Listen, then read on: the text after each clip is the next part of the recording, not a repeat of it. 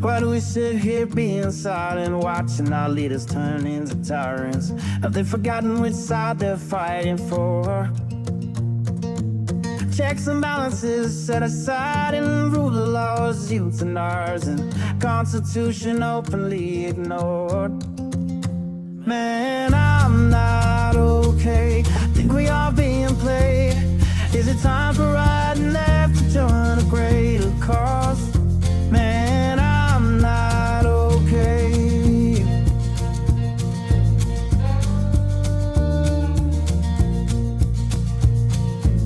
The rich claim to be victimized just to attack the marginalized. This 1% really worth more than all the sick and poor. Always preaching about fellowship while planning their dictatorship. Now we've seen how all of this plays out before.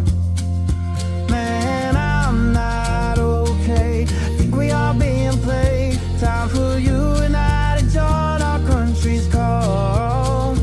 Man, I'm not okay.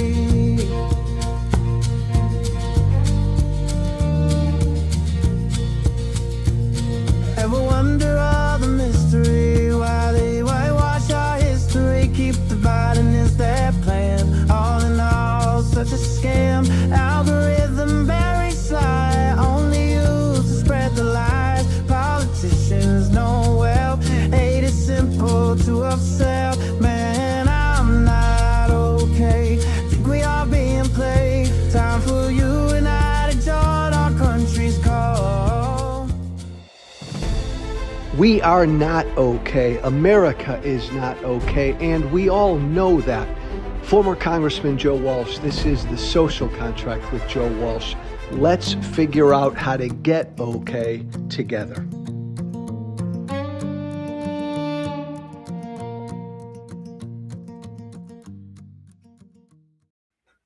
I suppose the question is, do we want to even live with people we disagree with? Maybe that's what it's come down to. Can we even tolerate being around people we disagree with? We just don't want to do it anymore.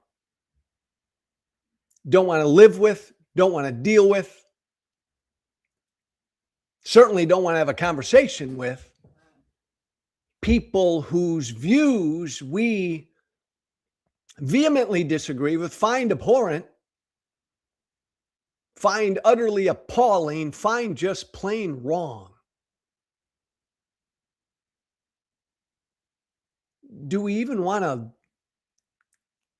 live with or deal with people like that anymore? Have we gotten to that point in this dangerously divided, at each other's throats country that we're living in right now?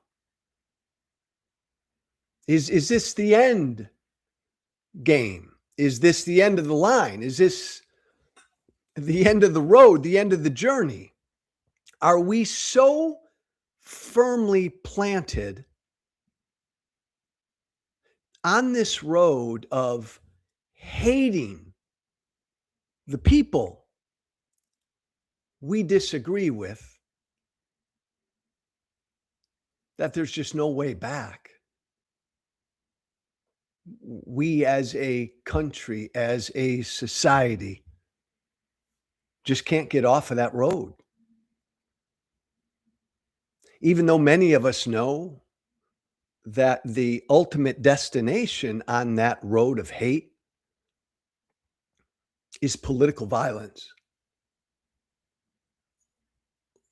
Like when you hate the people you disagree with, when you consider the people you disagree with to be your enemy, like we dehumanize now the people we disagree with. Well, when you dehumanize those you disagree with, it's really easy, isn't it, to commit acts of political violence against those you disagree with. And It's not at all a surprise that we've seen a huge rise in political violence the last number of years, coming from both sides, an uptick of political violence on the left. Still, the majority of the political violence in this country is coming from the right, but the last few years, major uptick on the left. Is this where we are? We just can't get off of that road. I hate you because of what you said about Trump. You support what ICE is doing? I don't want to fucking live in the same country with you. You support Israel? You're dead to me. You are a genocide lover. Is this where we are now? No longer a country. What some Republican member of Congress even said a couple days ago, pluralism? Pluralism? Fuck pluralism. Pluralism's dead. Pluralism, I think he said, has no place in America. Pluralism. The very, that founding American principle of a country of differences. And we all accept the differences. We don't have to agree with the differences, but in a pluralistic society, we accept the fact that in a free society, there are differences, and we accept that fact. We accept the fact that men are marrying men and women marry women now in America. And even if you find that abhorrent, in a free, pluralistic society, we accept the fact that other people believe that and do that. And we agree to live in a country where we have differences. We accept the fact that we have differences. Doesn't mean we all have to agree with each other. Like, you can still oppose same-sex marriage. And if you do oppose same-sex marriage, genuinely, you should be hated for that opinion? Seriously? Those of you who find that view abhorrent, how can anybody in the year 2026 in America still oppose same-sex marriage? Anybody who believes that, I hate those people. I want nothing to do with those people. I don't want to live in the same country with those people. Is that where we are now? I'm bringing all of this up because I've been in a weird position with this illegal war of Trump's in Iran. Because like a lot of issues, I'm in a weird homeless place. And I'm getting bombarded with hate, vitriol, personal attacks because of my stance on Israel and the war in Iran. And it's the damnedest thing. I say all the time, because I believe it, I'm a proud Zionist. I am a huge supporter of the state of Israel. Stop. Period. And whenever I say that, anywhere, on social media, on Substack, on TV, on a podcast, on a radio show, whenever I say I'm a huge supporter of Israel's, I'm a proud Zionist, I get bombarded by off the charts hate from the left. I get that damn near everybody on the left disagrees with where I stand on Israel. I get that. And again, I accept that. That's good. It's good to have disagreement. I'm a proud Zionist. I'm a huge supporter of Israel's. You're not? Great. I respect your opinion, respect mine. Let's live together. We don't agree. Let's understand each other's opinion, and let's stay in the same country. But 99% of the attacks I've gotten on the left, whenever I articulate my strong support, my long-standing strong support for the state of Israel, 99% of the attacks are just personal, hateful attacks against me, attacks against my personal integrity, attacks against my motivations. Not attacks on the issue.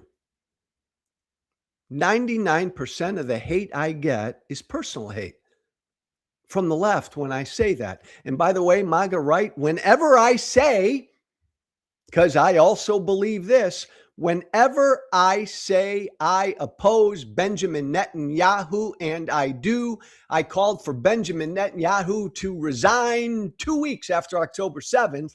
Whenever I express my opposition to Netanyahu, I get bombarded with hate from the right. Same thing. 90-some% of it is all directed at me personally. It's all an expression of, I hate you because you said that, questioning my integrity. How can you say you're a supporter of Israel, but you don't support the leader of Israel? You're some leftist. I even get people on the right who say I'm secretly anti-Israel because I oppose Netanyahu. And then when I say, as I believe, every day these past couple of weeks, I oppose with every fiber of my being Trump's illegal war in Iran. Same thing. Bombarded by personal hate from the right.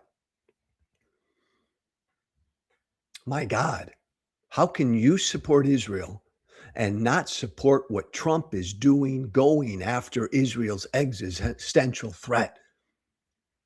Joe, somebody's paying you off. Joe Soros is paying you off. This isn't about me. This is about us. And it's a topic and a subject in front of us right now. I'll acknowledge that I have maybe this is not the consensus position, right? I'm super pro-Israel. I oppose the war in Iran, and I oppose Netanyahu. How many people are in that bucket? But the point is, from left and from right, it's almost like, I don't even want to disagree with you, Joe. Fuck you. You're lying. You're a paid propagandist for Israel. Oh, Joe, this is the ugly Republican Joe coming back. No interest in just saying, I disagree with you, and here's why. Keith, I think I gave you a medley of a few general responses I've gotten. Thanks. Here's one. Here's one I got from the left. You support Israel, opinion dismissed. Somebody on the left. Because you support Israel, hold on, Keith. Move way too. Keith's younger than I am, so he just moves way too fast for me. This one on the left, okay, from the left, and I've gotten a bunch of these. Because you support Israel, your opinion, the way you think, what you believe is totally dismissed. I want nothing to do with you. I unfollow you. You don't count because you support Israel. Give me another one, Keith. Yeah. Uh-oh. Here's an attack again on the left. Here's Tea Party Joe Walsh coming back. Oh, Joe, you were doing so well. You were doing so good when you said things that I agreed with, Joe. But fuck, you support Israel? You're a Zionist? Oh my God, this is crazy. Tea Party Joe Walsh coming back. Give me another one, Keith. I've gotten a zillion of these. Joe, it really feels like you're saying whatever your wallet is telling you to say. How much Israeli money, Joe, have you received to say what you say? I get this from left and right, generally a lot from the left, that Israel must be paying me to say what I say.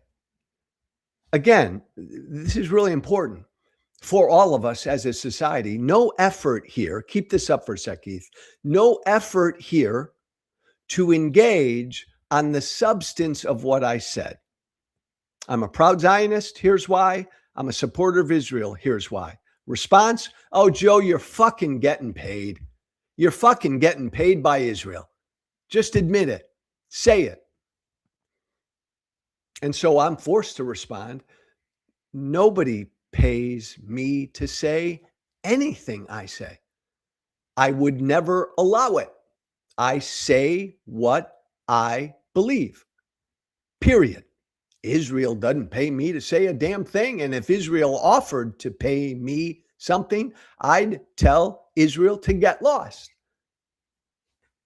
But again, attacking me, because everything these days is hate-based, not attacking the issue. We got one more, Keith? There are gazillions of these. Walsh Freedom is a mouthpiece for Israel. He will only lie and do propaganda. Same thing, right? And then I get a bunch, thanks, Keith. I got a bunch of messages from the right. Joe, you can't support Israel. You can't say you support Israel and oppose Israel's leader, Netanyahu. Joe, you can't say both those things, because then you must really not support Israel, because you got to support what Bibi's doing. Again, what a silly, weird take, right? I support America. I love America. I oppose Donald Trump with every bone in my body. Is it not possible to support and love a country and oppose that country's leader? The point of all of this is we live in a world right now where way too many of us, and I do this as well. I fall off my high horse wagon more than I'm proud of. And by the way, back in the day, this is what the old Joe Walsh made money doing, was attacking people. Way too many of us today have no interest in and have lost the ability to just disagree with people and accept those disagreements.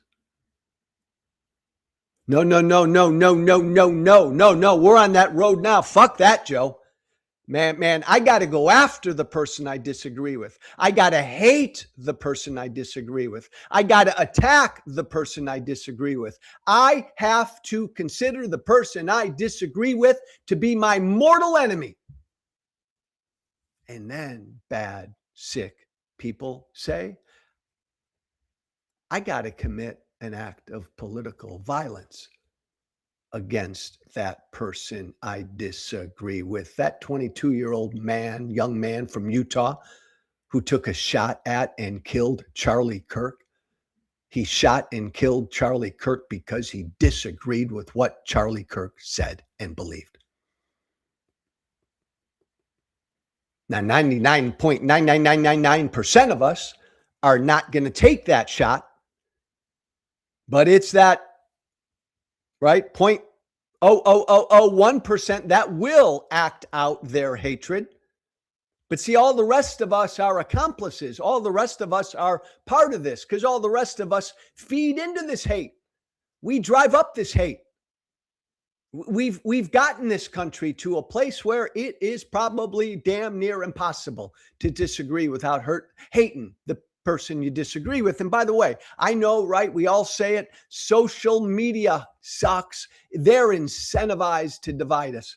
Political media sucks. They're incentivized to divide us. Our politicians, fuck them. Our politicians are incentivized to divide us. That's how they get elected.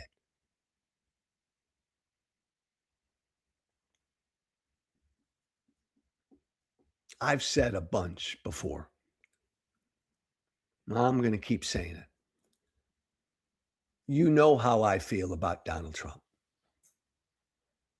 You know how I feel about my former political party. And by the way, guys, I'm using this Israel example, any issue. I hope you understand. I'm a proud Zionist. I would defend Israel with every bone in my body, right? I'm not asking any of us to give up what we believe. I want all of us to passionately believe what we believe. Those of you who believe Israel has committed a genocide, I 1,000% disagree with you.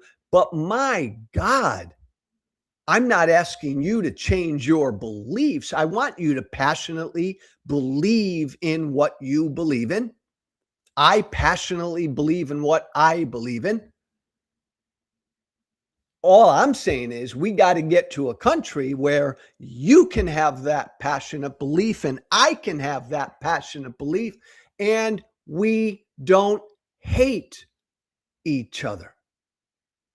We can live in the same country together. We're not in that place now.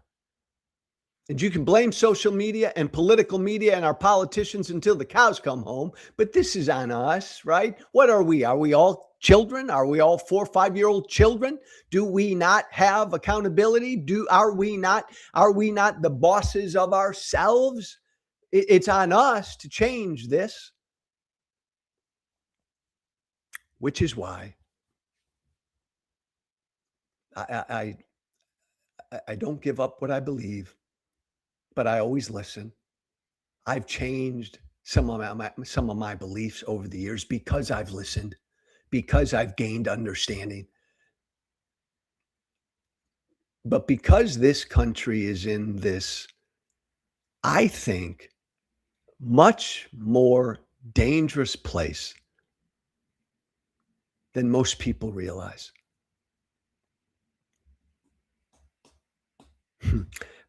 I was in Congress 12 years ago, before Trump ever became president. And back then, before Trump, I would say, this country that I love has not been this divided since just before the Civil War. I believe that back then. I believe that even more now.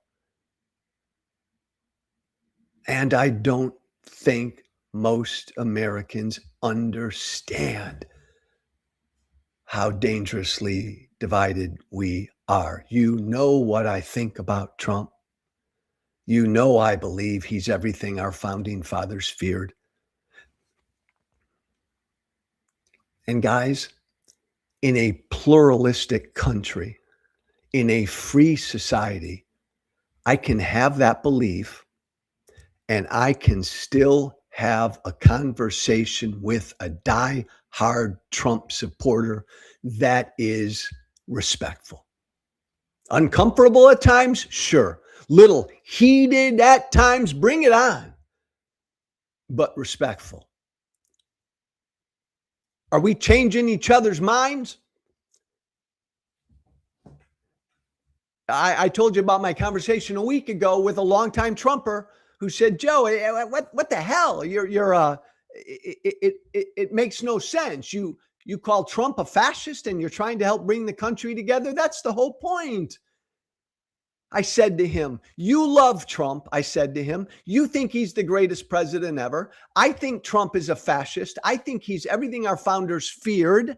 Okay. I want to live in a country, I told him, where you and I can each hold that belief and not hate each other.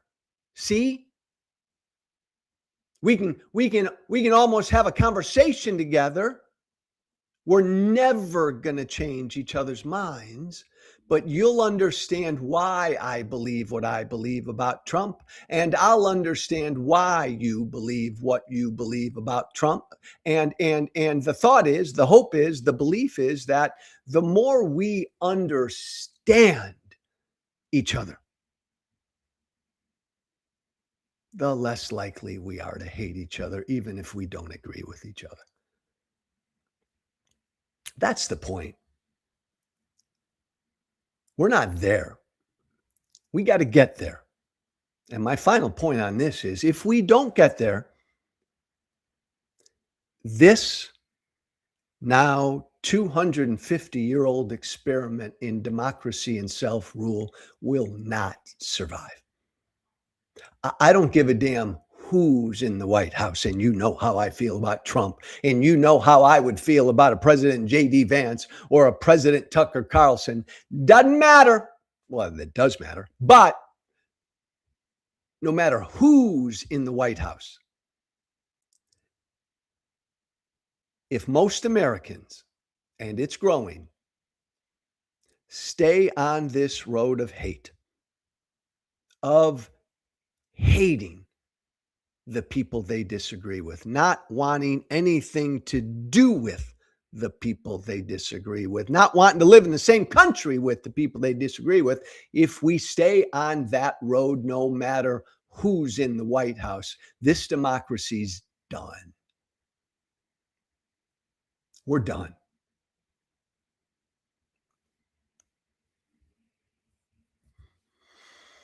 How's that for beating a dead horse? I got time, Keith, for one other quick one. You show me Benny Johnson. Show me the headline first, Keith. Benny Johnson is a MAGA right-wing radio guy, influencer, used to be on Fox News. I don't know what TV network he's on these days. Benny Johnson is a big MAGA voice. I should also note that Benny Johnson was one of the big MAGA voices who was caught red-handed taking money from Russia to push Russian propaganda in this country. Benny Johnson, this big MAGA influencer, he was caught getting a couple $100,000 a month from Russia. He was one of, I think, about 8 MAGA voices Russia was paying to peddle Russian propaganda here. That's Benny Johnson. I talked yesterday about how young men in America who voted for Trump and listened to Joe Rogan and all the other broadcasters, that these young men need a loving, respectful kick in the ass. And they need to take a course again to remind themselves again of what a real man is. Benny Johnson typifies this. He typifies this young male attitude that to be a man means you got to fucking be a dick. You got to be a hard ass. You got to go after your enemies. Never, ever apologize. It's okay to lie, cheat, and steal and take money from the Russians. It's okay to kick people when they're down. It's okay to be mean. It's okay to be a jackass. Like Benny Johnson, exemplifies that kind of broadcaster, MAGA young dude who voted for Trump, who's utterly forgotten what it means to be a real man. Benny Johnson was in the White House yesterday, of course. I don't know what he was there for. But he cut a short video laughing about what Trump did in the White House to Barack Obama's official portrait. Show me if we have that, Keith. Funniest thing, what Trump has done with the Barack Obama portrait. Check this out.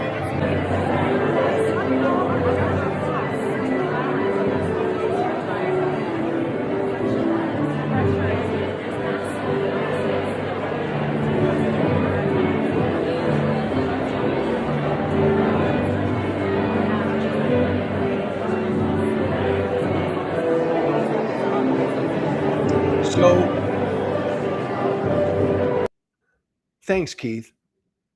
So basically, Benny Johnson showing and laughing about the fact that in the White House, Donald Trump has basically hidden Barack Obama's official portrait.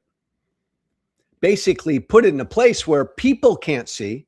It's way up there in the corner on that stairway that the public can't get access to. So Donald Trump has put Barack Obama's official portrait in the White House. He's hidden it. He's put it in a place that nobody can really see. Certainly the public can't see. And Benny Johnson thinks that's fucking hilarious, dude. That's so funny, dude. Donald Trump's the greatest, man. Look what he did. MAGA, MAGA, man. He's tough. Look at how tough Trump is. Is that what a man would do? A real man? Your predecessor, a former American president, somebody who served 2 terms. And it's a really tough, cool thing to do to hide his portrait? Is that what a real man would do? Seems to me that's what a little baby would do. That's what a crybaby would do. That's not at all what a man would do. That's not strong. That's weak. You hide the official portraits of presidents you don't like. That's not strong. That's weak. That's not what a real man would do. The point, though, is young men who listen to these broadcasters, who listen to Benny Johnson, who voted for Trump, they think this kind of shit is like tough guy man stuff. What Trump did to Obama's portrait is petty. It's small. It's pathetic. It's cruel. Real men aren't petty. Real men aren't small, pathetic. Real men aren't cruel. Real men are decent. A real man, like if you elected a real man as a president, that real man would have so much confidence in who he is and what he believes. He could walk down a hallway and see Joe Biden's portrait, Barack Obama's portrait. Wouldn't matter to me. He could just smile at him, salute him, and just keep doing his thing. But Donald Trump is such a fucking little pathetic crybaby, the opposite of a real man. He's got to hide Obama's portrait. And Benny Johnson, broadcaster, thinks that's fucking hilarious. I believe in freedom and limited government. But there's a part of me every day that thinks if I were president of the United States one day, if I could do something that I couldn't do, I would make it mandatory for every man in this country from the age of 18 to 25. They got to take a yearly course in what it means to be a man. Be reminded yearly of how a real man behaves. How a real man takes accountability when he fucks up. A real man says he's sorry when he fucks up. A real man doesn't lie. A real man doesn't cheat, doesn't steal. A real man doesn't cheat on his wives. A real man doesn't harass women. I think we need that course again because there are way too many young men in this country who have utterly forgotten what it means to be a real man. I'll stop there. I had so much more to talk about, but I've gone on too long already. Paxos.app. It's right there. Look at that link. Grab that link. Go to that link, Paxos.app. Our tool for immigrants and citizens to lawfully fight back against ICE. It's out there now. It's being used by folks all over the country. Take a look at it, check it out, ask it a bunch of questions. And when you have a chance, share that link with someone you know who would benefit from knowing what their rights are when and if they have to deal with ICE. Share it with people you know, and let us know your stories by emailing us at thesocialcontractwithjoewalsh@gmail.com. Shoot us an email if you've shared this with anybody, and if you're getting any feedback on how Paxos is working. The Social Contract with Joe Walsh @gmail.com, all one word. Final thought, my Substack is Social Contract with joewalsh.substack.com. I got a unique voice. Good or bad, I do. If you want to follow this unique voice and support this unique voice, the best way to do it is to support me on Substack by subscribing. Hope you like what you see. Thanks, everybody. Have a good Wednesday. Be brave. Thank you for listening. Remember to listen, follow, and share The Social Contract with Joe Walsh on Apple, Spotify. Plus, don't forget to subscribe to The Social Contract on Substack. This has been The Social Contract with Joe Walsh.